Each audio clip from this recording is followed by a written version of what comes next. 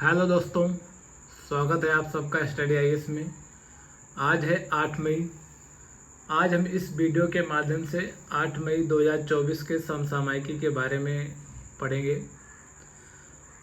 आज है विश्व रेड क्रॉस और रेड क्रिसेंट दिवस। दुनिया भर में हर साल 8 मई को विश्व रेड क्रॉस दिवस मनाया जाता है। यह दिवस हेनरी डुनंट की याद में मनाया जाता है। प्रत्येक 8 मई को 1938 में लंदन, इंग्लैंड में आयोजित रेड क्रॉस के 14वें अंतर्राष्ट्रीय सम्मेलन में प्रतिनिधियों ने 8 मई को अंतर्राष्ट्रीय रेड क्रॉस दिवस मनाने के रूप में निर्णय लिया और सबसे पहला अंतर्राष्ट्रीय रेड क्रॉस दिवस 8 मई 1948 को मनाया गया। 8 मई 2024 की इसकी थीम है I give with Joy and the Joy I give is a reward, यानी मैं खुशी के साथ देता हूँ और जो खुशी मैं देता हूँ वह एक इनाम है। इसके विषय में बात करें तो हेनरी डुनंट एक मानवतावादी थे। उन्होंने 1863 ईस्वी में घायलों की राहत के लिए इस अंतर्राष्ट्रीय समिति का स्थापना किया था। 1859 में सेल्फिनों की लड़ाई में हताहतों और पीड़ा से परेशान होकर उन्होंने सभी देशों में स्वैच्छिक राहत समितियों के गठन का प्रस्ताव रखा और उन्हें 1901 में शांति के लिए पहला नोबेल पुरस्कार प्रदान किया गया। रेड क्रॉस और रेड क्रिसेंट की उपलब्धियों के बारे में बात करते हैं तो 1917 में, 1944 में और 1963 में इसे नोबेल शांति पुरस्कार से नवाजा गया और 1963 का शांति पुरस्कार ICRC को IFRC के साथ प्रदान किया गया था। यह एकमात्र ऐसी संस्था है जिसे दुनिया में 3 नोबेल पुरस्कार प्रदान किए गए हैं। यह है वर्ल्ड रेड क्रॉस डे का सिंबल और रेड क्रिसेंट डे जो कि 8 मई को मनाया जाता है। नेक्स्ट है तेंदुआ। प्रत्येक वर्ष 3 मई को अंतर्राष्ट्रीय तेंदुआ दिवस मनाया जाता है। यह दिवस तेंदुआ और उनके पर्यावासों के संरक्षण के बारे में जानकारी प्रदान करता है। भारतीय तेंदुआ, जिसका वैज्ञानिक नाम पैंथेरा पार्डस फुस्का है, इनकी विशेषताएं यह होती है ये दिन और रात दोनों समय सक्रिय रहते हैं। ये आसानी से पेड़ों पर चढ़ जाते हैं और पेड़ों पर अपना आश्रय भी बना लेते हैं। इनके हैबिटेट के बारे में बात करें तो ये नेपाल, भारत, भूटान और पाकिस्तान के कुछ हिस्सों में पाए जाते हैं और ये मैंग्रोव वनों और जैसे रेगिस्तानों में नहीं पाए जाते हैं, जैसे कि हमारे राजस्थान में ये नहीं पाए जाएंगे।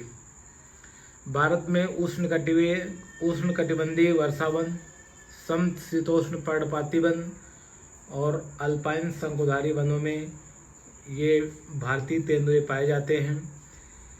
इनके महत्व की बात करते हैं तो ये पारिस्थितिकी संतुलन बनाए रखने का काम करते हैं। जो शिकारी प्रजातियों की संख्या बढ़ती रहती है उनकी संख्या को ये नियंत्रित करने का काम करते हैं और इनके लिए सबसे बड़ा खतरा वर्तमान समय में ये है कि लोग जंगलों को काट रहे हैं, जिससे इनका जो रहने का क्षेत्र है वो घटता जा रहा है और अवैध शिकार भी इनका किया जा रहा है, जिससे आप लोग देख सकते हैं कि कभी कभी जंगलों से निकलकर ये क्षेत्रों में आकर घूमते रहते हैं।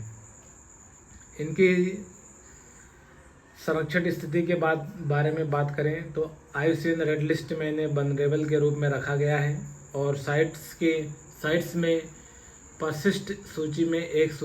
परसिस्ट वन में सूचीबद्ध किया गया है। वहीं वन्यजीव संरक्षण अधिनियम 1972 में अनुसूची 1 में इन्हें सूचीबद्ध किया गया है।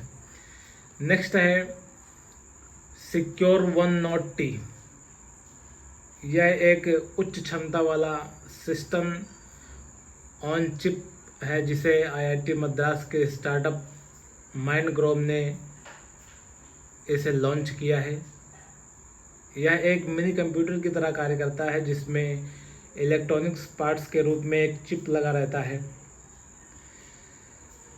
सिक्योर 190T के बारे में बात करें तो यह भारत का पहला स्वदेशी माइक्रो कंट्रोलर चिप है जिसका उपयोग डीप एम्बेडेड पंखे, स्पीकर, धारण करने योग्य उपकरण आदि के साथ स्मार्ट वेरिएंट्स में इसका उपयोग किया जाता है।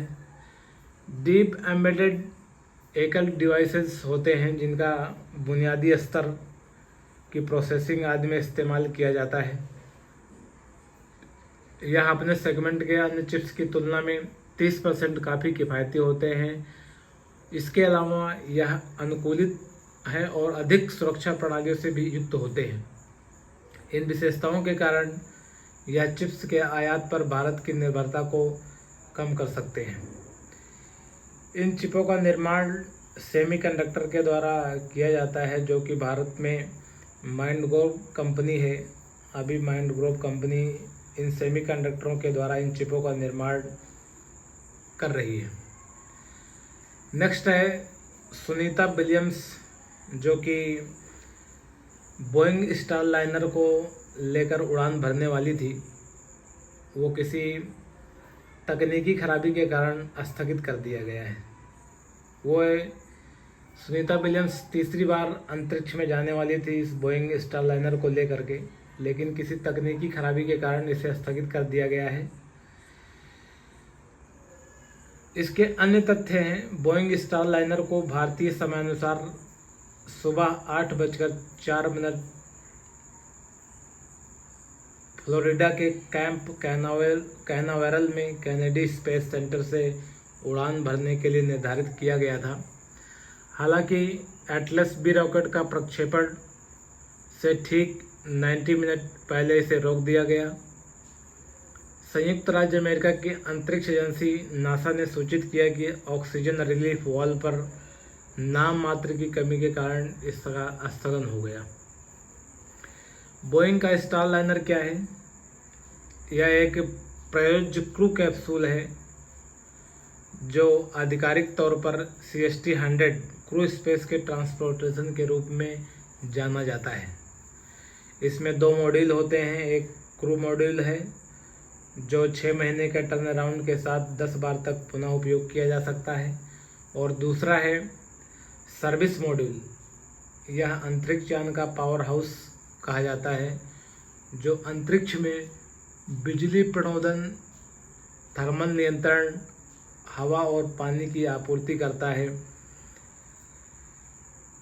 इस सर्विस मॉड्यूल में अपनी पहली चालक दल परीक्षण उड़ान पर बोइंग का स्टारलाइनर अंतरिक्ष यान नासा के 2 अंतरिक्ष यात्रियों को लेकर जाने वाला था, और कैनेडी अंतरिक्ष केंद्र से अंतर्राष्ट्रीय अंतरिक्ष स्टेशन के लिए एटलस बी रॉकेट पर इसे लॉन्च किया जाना था, बट ये तकनीकी खराबी के कारण इसे स्थगित कर दिया गया। नासा के 2 अंतरिक्ष यात्री, एक बैरी बुच बिलमोर और दूसरी सुनीता विलियम्स थी। कहा जाता है कि यदि ये मिशन सफल होता है तो बोइंग एलोन मस्क के स्पेसएक्स के साथ ISS से नासा क्रू परिवहन प्रदान करने में सक्षम होने वाली दूसरी निजी फर्म कंपनी बन जाएगी। ये है सुनीता विलियम्स। अगला है ग्लाइप्टोथोरैक्स पूर्णवृत्ताई। यह एक प्रकार की मछली होती है और इसका नामकरण डॉक्टर पूर्णवर्ता दास के सम्मान में रखा गया है जो कि ICAR NBFGR के संस्थापक हैं। इसके बारे में बात करें तो यह एक प्रजाति ग्लाइप्टोथोरैक्स जीनस का हिस्सा है और इसका शरीर इतना अनुकूलित होता है कि वो पानी के तेज बहाव के साथ वो चट्टानों पर अपने आप को छुपा सकती है या चिपका सकती है। इनका आकार इनके शरीर का आकार इतना विशिष्ट होता है, इन पर एक कवच जैसी त्वचा होती है जिससे वो खुद को अपने आप को अलग कर सकती हैं, जो इनकी पहचान करने में मदद करता है। अपने जीन्स के अन्य सदस्यों की तरह या खाद्य वेब में योगदान देकर जलीय पारिस्थितिकी तंत्र में भूमिका निभाती हैं। ICAR NBFGR की स्थापना 1983 में की गई। NBFGR होता है national bureau of fish genetic resources. इसका अध्ययन इसलिए किया गया था क्योंकि भारत में मछली आनुवंशिक संसाधनों के संरक्षण और प्रबंधन के बारे में देखरेख करता है। इसका उद्देश्य है मछली प्रजनन को मजबूत करना और टिकाऊ जलीय कृषि विकसित करना और मछली प्रजातियों का आनुवंशिक लक्षण वर्णन करना है। यह है वो मछली की नई प्रजाति जिसे ग्राप्टोथोरैक्स पुण्यव्रताई कहा जाता है। अगला स्पोर्ट के बारे में बात करें तो ये हैं इगा स्विएटेक, जिन्होंने अभी मैड्रिड ओपन टेनिस एकल खिताब जीत लिया है। विश्व की नंबर 1 महिला टेनिस खिलाड़ी इगा स्विएटेक हैं। इन्होंने रुबलेव में क्रमशः 2024 मैड्रिड ओपन में महिला और पुरुष एकल खिताब जीत लिया है। पोलैंड की रहने वाली हैं। इन्होंने जब इनका पहला मैड्रिड ओपन खिताब था, जबकि एंड्रे रुबलेव के लिए यह दूसरा मैड्रिड ओपन खिताब था। मैड्रिड ओपन टेनिस 22 अप्रैल से 5 मई तक स्पेन की राजधानी मैड्रिड में आयोजित किया गया था। इगा स्विएटेक ने बेलारूस की आर्यन सवालेंका को 7-5, 4-6, 7-6, 9-7 से हराकर अपना पहला मैड्रिड ओपन खिताब जीत लिया है। पिछले साल यह फाइनल में आर्यना सवालेंका से हार गई थी। नेक्स्ट है तेजस्विन शंकर, जो कि पुरुषों की ऊंची कूद में इन्होंने अपना खिताब हासिल किया है। भारत के तेजस्विन शंकर ने अमेरिका के एरिजोना के टक्सन में UPSTF महोत्सव में पुरुषों की ऊंची कूद स्पर्धा में जीत हासिल की है। राष्ट्रीय रिकॉर्ड धारक तेजस्विन ने विश्व athletics continental tour silver event में शीर्ष स्थान हासिल करने के लिए अपने पहले प्रयास में ही 2.23 मीटर की दूरी तय की और इस छलांग के साथ उन्होंने अपने सीजन के सर्वश्रेष्ठ प्रयास की बराबरी कर ली है। अमेरिका के अर्नी सीयर्स दूसरे स्थान पर है, जबकि मैक्सिको के रॉबर्टो बिल्वेस तीसरे स्थान पर है और भारत के एथलीट सर्वेश कुमार ने 2.13 मीटर की दूरी तय करके 5वां स्थान हासिल किया है। नेक्स्ट है विश्व अस्थमा दिवस। प्रत्येक 7 मई को मनाया जाता है। इस बार विश्व अस्थमा की थीम है अस्थमा शिक्षा सशक्त। इसके आयोजक थे ग्लोबल इनिशिएटिव फॉर अस्थमा, एक विश्व स्वास्थ्य संगठन है जिसकी स्थापना 1993 में हुई थी। विश्व अस्थमा दिवस का मुख्य काम है अस्थमा से पीड़ित व्यक्तियों को उनकी स्थिति को प्रभावी ढंग से प्रबंधित करने के लिए सशक्त बनाने में शिक्षा के महत्व पर जोर देना। आज के लिए बस इतना ही दोस्तों। Thank you.